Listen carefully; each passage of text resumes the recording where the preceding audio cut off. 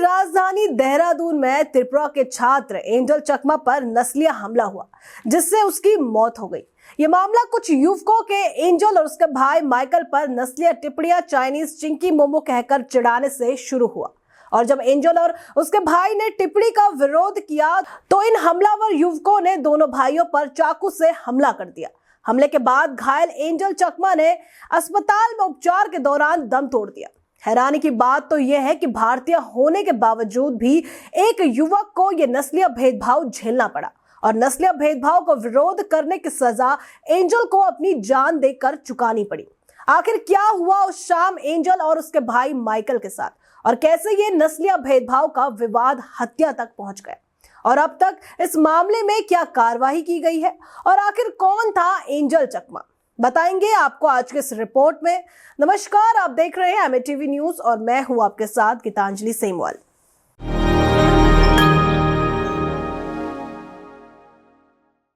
बात करेंगे आज त्रिपुरा के छात्र एंजल चकमा पर हुए नस्लीय हमले की। दरअसल त्रिपुरा का 24 वर्षीय एक एमबीए का छात्र एंजल चकमा पढ़ाई के सपने लेकर उत्तराखंड आया था, लेकिन साल के आखिरी महीने ने एंजल के सारे सपने चूर चूर कर दिए। जब 9 दिसंबर की रात एंजल पर चाकू से धारदार हमला किया गया था। उस रात एंजल अपने छोटे भाई 21 साल के माइकल चकमा और 2 दोस्तों के साथ देहरादून के सेलाकुई बाजार में एक शराब के ठेके पर गया था। इसी दौरान ठेके पर मौजूद कुछ स्थानीय लोगों से इन दोनों भाइयों की कहासुनी हो गई थी। घटनास्थल पर मौजूद लोगों के अनुसार आरोपियों ने पहले तो दोनों भाइयों पर नस्लीय टिप्पणियां की थी और उन्हें चिकना, चीनी और चाइनीज कहकर पुकारा गया था। शुरुआत में एंजल और उसके साथियों ने इस बातों को नजरअंदाज किया, लेकिन जब वो मोटरसाइकिल पर बैठे तो युवकों ने उनके बिल्कुल सामने आकर गालियां भी देनी शुरू कर दी थी। और जब एंजल ने आपत्ति जताते हुए उनसे गाली देने का कारण पूछा तो इतना कहते ही आरोपी युवकों ने एंजल और उसके साथियों पर हमला कर दिया था। घटना की उस रात जो हुआ वो एक बार आप एंजल के भाई माइकल चकमा से सुनिए। A to Z बताओ। हम लोग, मैं था, मेरा भैया था, हम लोग 2 दोस्त हम लोग के साथ हम लोग गए थे सामान लेने के लिए। तो हम लोग उधर पे तो हम लोग अपना सामान लेते हम लोग के साथ। उधर पे उन लोग का ग्रुप था उधर पे पूरा, तो उन लोग थोड़ा पी रखा था उन लोगों ने। तो हम उधर पे गए, हम लोग आ रहे थे उधर से। तो हम लोग आए तो हम लोग अपना बाइक से अपना आ रहे थे हम लोग सब। तो उन लोग मेरे को थोड़ा पोक कर रहा था, ये चिंकी उनकी मेरे को थोड़ा सा रेजिज्म कर रहा था। तो मैं थोड़ा अपने तरफ से अपने सेल्फ डिफेंस मतलब थोड़ा बोल रहा था कि भैया क्या हो गया करके। उधर पे हम लोग अपना उस समय फोन में बात कर रहा था, मैं अपना कन्फेस किया कि भैया क्या हुआ, गाली क्यों दे रहे हो। तो उनका वो प्लानिंग था, क्या था वो मेरे को पता नहीं, पर उन्होंने डायरेक्ट मेरे में अटैक कर दिया उन लोग ने। तो फिर भैया आया, मेरे को बचाने के लिए आया। फिर भैया को मेरे को कड़ा से मारा, भैया को लगा उससे। फिर भैया को उन लोगों ने चाकू मार दिया स्पाइन की तरफ में। भैया भी पूरा राइट से हिल नहीं रहा, भैया का राइट साइड है, अभी आईसीयू में भैया का भी इसलिए हम लोग इधर में ऐसा कर रहे हैं अभी कि भैया को थोड़ा। और तुझे तो मारा था? मेरे को इधर में लगा, सर में भी मारा, देखो दिखाना अच्छे से, ये इधर मारा है, खून दिखाओ ना अच्छे से। हाँ, ये बात। तो अभी भैया को मेरे को जो भी था मेरे को वो अभी बस अभी उसको हम लोग देखना चाहते हैं क्या हुआ, उनसे पूछेंगे अभी क्या हुआ करके। अभी वो हम लोग, मेरे भाई को इंसाफ चाहिए कि क्यों किया उन लोगों ने ऐसा। बस मेरे भाई को मेरे को सही सलामत चाहिए मेरे को। और ये इनका पिताजी है। ये एंजल के भाई माइकल चकमा के मुताबिक उन्हें जमीन पर गिराकर लातों से मारा गया और इसी दौरान एक युवक ने माइकल के सर पर हाथ में पहने कड़े से वार किया था, जिससे माइकल बेहोश हो गए थे। कुछ देर बाद जब माइकल को होश आया तो माइकल के सर से खून बह रहा था और आरोपी युवकों का समूह एंजल से मारपीट करके जा चुका था। एंजल खून से लथपथ हालत में मिले। भाई की हालत देखकर माइकल बेहद घबरा गए थे। उसी शाम करीब 7 बजे माइकल किसी तरह एंजल को एम्बुलेंस के पास से एक प्राइवेट अस्पताल लेकर गया। अस्पताल में पता चला कि एंजल के सर पर भी कड़े से वार किया गया था और उनकी पीठ के निचले हिस्से में चाकू से हमला किया गया था।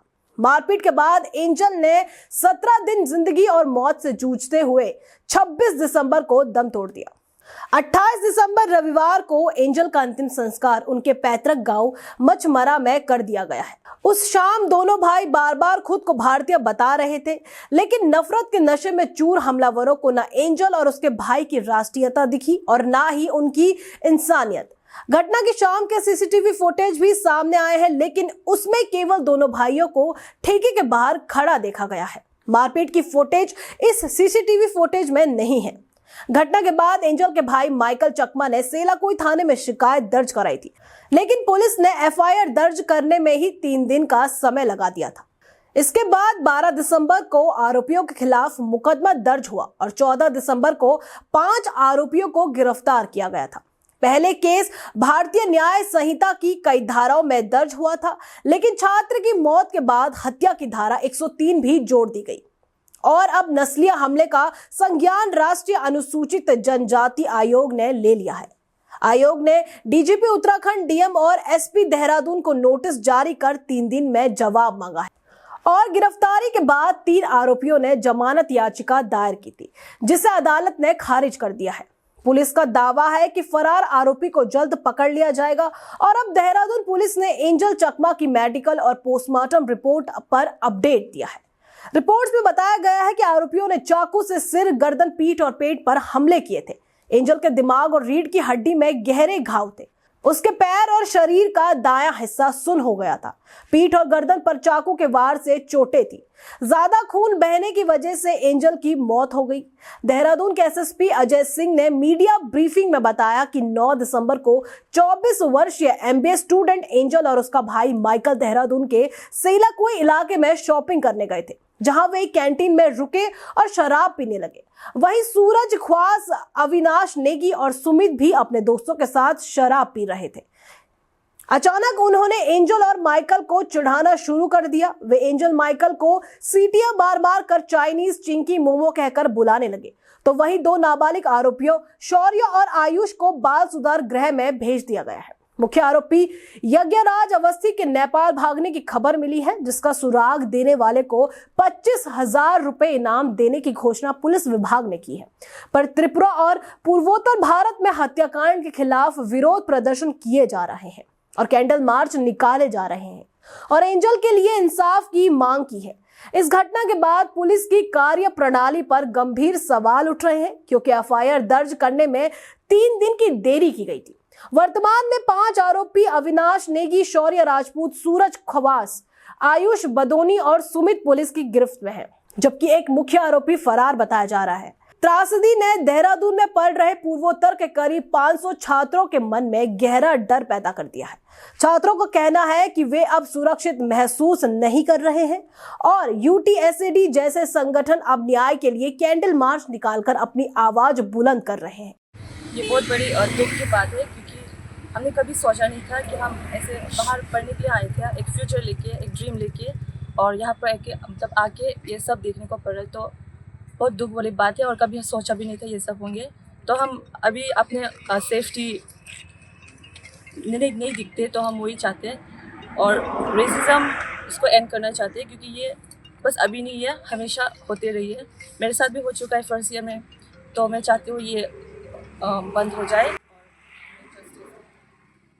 नस्लीय भेदभाव करते हुए एंजल चकमा को जान से मारने वाले युवकों के खिलाफ पूर्वोत्तर भारत के लोगों में आक्रोश है और एंजल चकमा के लिए इंसाफ की मांग की जा रही है। साथ ही 6 आरोपियों को मौत की सजा देने की मांग की जा रही है। त्रिपुरा के सीएम माणिक साहा ने उत्तराखंड के मुख्यमंत्री पुष्कर सिंह धामी से फोन पर बात करके हत्याकांड की निंदा की और आरोपियों के खिलाफ कड़ी कार्रवाई की मांग की है। लोकसभा में नेता प्रतिपक्ष राहुल गांधी ने देहरादून में त्रिपुरा के छात्र एंजल चकमा की हत्या को नफरत से जुड़ा एक भयावह अपराध करार दिया है। उन्होंने सोशल मीडिया, ट्विटर पर अपनी चिंता व्यक्त करते हुए कहा कि ऐसी नफरत अचानक एक रात में पैदा नहीं होती, बल्कि पिछले कई वर्षों से युवाओं के बीच जहरीली सामग्री और गैर जिम्मेदाराना बयानबाजी के जरिए इसे बढ़ावा दिए जा रहा है। राहुल गांधी के अनुसार एंजल और उसके भाई माइकल के साथ हुई एक घटना समाज में फैलाई जा रही इसी नफरत मानसिकता का एक डरावना परिणाम है। वहीं समाजवादी पार्टी के प्रमुख अखिलेश यादव ने इस घटना पर कड़ा प्रहार करते हुए इसे नफरती लोगों की बेहद घृणित मानसिकता का परिणाम बताया है। उन्होंने आरोप लगाया कि समाज में विघटनकारी सोच बढ़ रही है और ऐसे नकारात्मक तत्वों को सरकारी संरक्षण मिल रहा है, जिससे देश की एकता और अखंडता को खतरा है। वहीं कांग्रेस की वरिष्ठ प्रवक्ता गरिमा मेहरा दसौनी ने इसे राज्य की कानून व्यवस्था और प्रशासन की पूरी तरह से विफलता करार दिया है। उन्होंने चिंता जताते हुए कहा कि उत्तराखंड में छात्रों और अल्पसंख्यकों के खिलाफ बढ़ती हिंसा गंभीर प्रशासनिक कमजोरी का संकेत है। हालांकि मुख्यमंत्री पुष्कर सिंह धामी ने एंजल चकमा हत्याकांड पर सख्त रुख अपनाते हुए पीड़ित परिवार को न्याय का भरोसा दिलाया है। उन्होंने एंजल के पिता से फोन पर बात कर अपनी संवेदनाएं व्यक्त की और स्पष्ट किया है कि उत्तराखंड में ऐसी अमानवीय घटनाएं कतई बर्दाश्त नहीं की जाएंगी। Hello, good morning sir. हाँ गुड मॉर्निंग। चकमा जी कैसे हैं? तरुण जी ठीक है। बहुत हमारा एक्चुअली में बहुत ही दुखद घटना हुआ। हम बहुत दुखी हैं इससे और इस पर हमने बहुत सख्त कार्रवाई के लिए कहा है यहाँ पर, है ना। और पांच लोग जो भी इसमें थे बदमाश, 5 गिरफ्तार कर लिए गए हैं, जो भी इस घटना में जिन्होंने भी अपराध में किया है।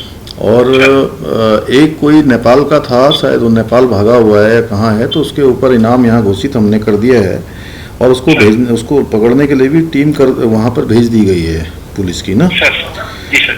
लेकिन चलिए अब ये तो सब हो ही जाएगा, लेकिन बहुत दुखद है और हम बहुत दुखी हैं, मतलब सच में बहुत कष्ट है हमको। और मैं समझ सकता हूँ आपका बहुत कष्ट है, परिवार में बहुत कष्ट है और थोड़ा सा हिम्मत करिए। और क्या कहें, बहुत आपके लिए, एक पिता के लिए इससे ज़्यादा कष्ट और क्या हो सकता है ना। माता पिता के लिए आपके परिवार में बहुत कष्ट, बहुत दुख है, बहुत अनहोनी है।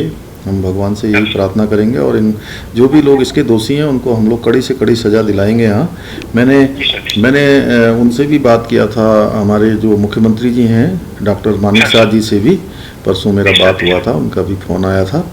और माननीय गृह मंत्री जी का, रक्षा मंत्री जी, सभी लोगों ने बात किया है मुझे, है ना। तो हम लोग बात कर रहे हैं इसमें, तो हम इसमें पूरी कार्रवाई करवाएंगे। आप बिल्कुल, मतलब इस बात के लिए तो कोई आपको नहीं करना, जो भी कठोर से कठोर कार्रवाई होगी वो होगी। और हम लोग पूरे परिवार के साथ हैं, हर तरीके से आपके साथ हैं, इससे दुख की घड़ी में हर तरीके से, है ना। मुख्यमंत्री ने बताया कि मामले की गंभीरता को देखते हुए उन्होंने केंद्रीय गृह मंत्री अमित शाह और रक्षा मंत्री राजनाथ सिंह से भी चर्चा की है। प्रशासन ने अब तक 5 आरोपियों को गिरफ्तार कर लिया है और फरार मुख्य आरोपी की तलाश के लिए पुलिस की टीमें लगातार छापेमारी कर रही हैं। सरकार ने आश्वासन दिया है कि छात्रों की सुरक्षा उनकी प्राथमिकता है और दोषियों के खिलाफ ऐसी कार्रवाई की जाएगी जो भविष्य के लिए एक मिसाल बनेगी। एंजल और माइकल के पिता तरुण प्रसाद चकमा बीएसएफ की 50 बटालियन में हेड कांस्टेबल के पद पर मणिपुर में पोस्टेड है। एंजल की मौत से सदमे की वजह से उनके माता पिता बात करने की स्थिति में नहीं है। एंजल चकमा अब इस दुनिया में नहीं है, लेकिन वो अपने पीछे छोड़ गया है कई सुलगते सवाल कि क्या हम एक समाज के तौर पर इतने गिर चुके हैं कि किसी की शक्ल देखकर उसकी नागरिकता तय करेंगे। घटना से त्रिपुरा के छात्र देहरादून की सड़कों पर कैंडल मार्च निकाल रहे हैं। वो न्याय और सुरक्षा मांग रहे हैं। एंजल के पिता तरुण प्रसाद चकमा मणिपुर में सीमा की रक्षा कर रहे हैं, लेकिन उनका अपना बेटा घर की सीमाओं के भीतर सुरक्षित नहीं रह पाया। इसी खबर पर आगे की अपडेट्स के लिए बने रहिए हमारे साथ।